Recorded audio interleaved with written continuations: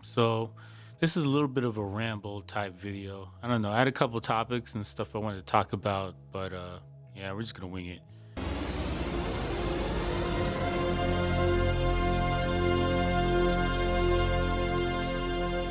Hey, what's up, everybody? This is DJ Keo for thebestnewmusic.com. So one of the first topics I had was the radio music streaming service just died. It went kaput, and I I don't know. It's kind of funny and it's sad at the same time because it was pretty big. Radio was, I think it was next to Pandora and Spotify. I think those three were like the top pyramid for radio streaming. So I just find it amazing that somehow Spotify is surviving and Pandora is surviving and radio struggled. Um, Street, okay, we're music streaming service right now is like it's the Wild West. Like literally, there's no rules, there's no plans, nobody has like solidified a way to make money from it. Like the old format for radio, you had your commercials, you had payola, there was just ways to keep the lights on. But now with this music streaming service, subscriptions are there, but I don't know. I don't think it's on the same level as Netflix, whereas Netflix is just printing money. The transition between terrestrial radio, just being on a FM radio dial, to the internet has not been graceful at all. These companies have been popping up and dying left, right, and center. And then you have things like Beats and Tidal and Apple Music. I don't know what their service is called. I think it's Apple Music, whatever. Um, like there's just so many ways to get music right now, and I think it's kind of amazing. And I think record companies are scared because they don't. A lot of these people don't have a plan to make money, and there's no solid way. Like there's no official way. Like for radio, and we're talking like 60,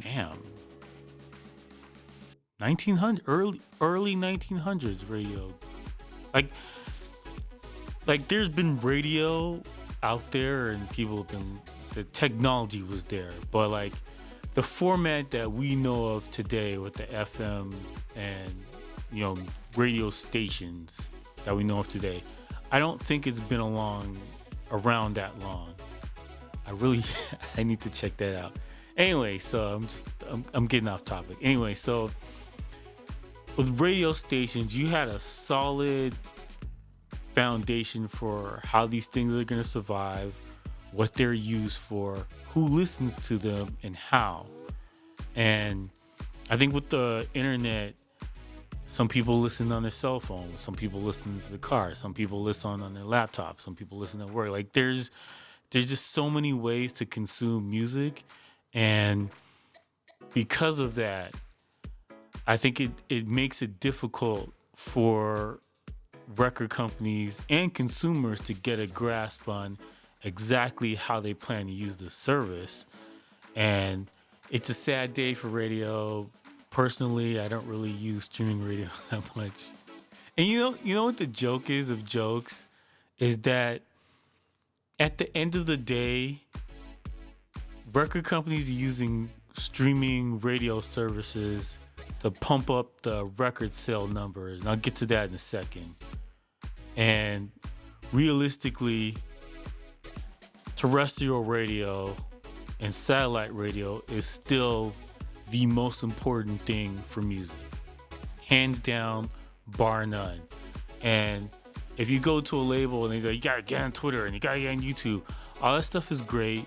But if you look at the artists who are selling, they're all on the radio. Every once in a while, you get some lucky, magical song that just pops through and it breaks all reality and somehow sneaks through the cracks. But the exceptions are always out there, but the rule is songs on the radio are the hit records that sell millions of copies. That's it. End of story. And until that day switches and there's a more consistent method for it, radio is still going to be the most important medium out there. Period. Bar none. And streaming services are going to, they have to wait their turn. Anyway, so the other thing I kind of wanted to talk about is Adele. Everybody's on this Adele life right now. Like it's Adele season. I'm gonna be honest with you. I have not listened to the album yet. I have it. I got it. I downloaded it off of iTunes. I'm a proud supporter. If it's good music, I like it. I will pay for it, and you should too. So, anyways, I got it, and it's on my queue of things to do. I'm not even gonna lie. This weekend, I got wrapped up watching Jessica Jones, and it is what it is. Don't judge me. And I have so much stuff. I have so much stuff I have to get done. And yeah, I binge watched the hell of that sucker. Anyways, I'm getting off topic. Anyway, so Adele, she had an amazing week. She sold 2.3 million units in the first 3 days, which is insane. Like, that is holy shit insane.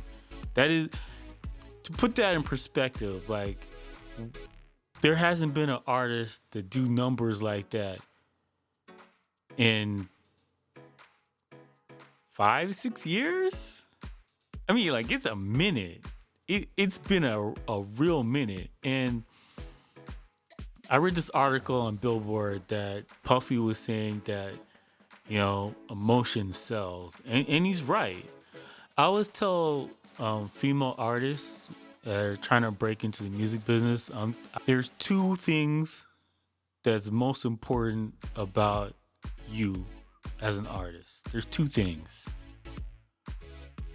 And it's kind of whack, but it's still true to this. I have not seen an instance when this hasn't been the case. If you're a female artist and you want to sell, the only way you can sell is if women relate to you or women want to be you. Now, after you get through that spot and you build up your career or whatever, you can go any direction you want. But the beginning of who you are as a person and why people will buy your album is down to these two things. And I don't know. I have no idea why people don't see there's a formula to this. I've seen like managers and stuff like that, and they're like, "Oh, I found this girl. She's really pretty." I'm like, that's not important. How pretty she is irrelevant. How talented she is also irrelevant. The most important factors are: do women relate to you on a existential level? Like, do your stories, they touch them? Do they feel it emotionally? Or do they like your life? Do they want to be you? And if you look at any artist right now on Billboard, whatever, who's in the top 10, who's selling crazy, every woman there fits into these two categories, flat out. You can test me, you put in the comment section below. I don't care. You cannot prove me wrong. Every woman who's selling records right now fits into these two categories. And I don't think it's some kind of patriarchy or some kind of evil thing that's making this happen. Women are competitive. I'm just going to say it. Women are competitive, and this is how they view other women. And it is what it is. Anyway, so the album came out November 20th, and it's 24th already. Anyway, so yeah. And you know, a funny thing about this is Adele didn't let her album go on streaming websites, which is hilarious. especially after radio just died and crashed and burned. Um, yeah, labels. The dirty little secret about these streaming websites and these streaming radio services is that record companies use them to pump up their numbers. So it looks like their artist is selling better or doing better, or they can nudge them up the Billboard charts a little higher than they should be if it was strictly based on number sales. And I think it's hilarious. And the roosters that come home, whatever. I don't know what the saying is. Anyway, so what a tangent, man. I'm like hating the music industry and the radios. Listen, it is what it is. We're all part of this. Anyway, so the other thing that I found interesting this week is Justin Bieber.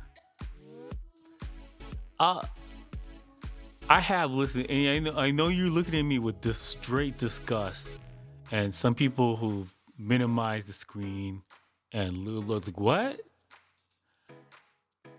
Justin Bieber's album is really good, like really good, and I don't.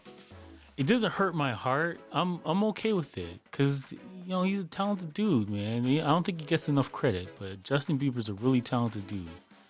And so the record he broke this week is that he has 17 songs on Billboard 100 at the same damn time. That is incredible. So like we're talking Beatles level of like, this is impressive. I think the other person that had that many songs is Drake, which is also impressive. But Bieber's killing it right now, and Adele's killing it right now. And what happened to the soul people? America, step your bars up, son. You're getting ate by a Canadian and a British girl. Lady. America, they are eating your lunch. What is that? I don't know. Anyway, so I think I ramble enough.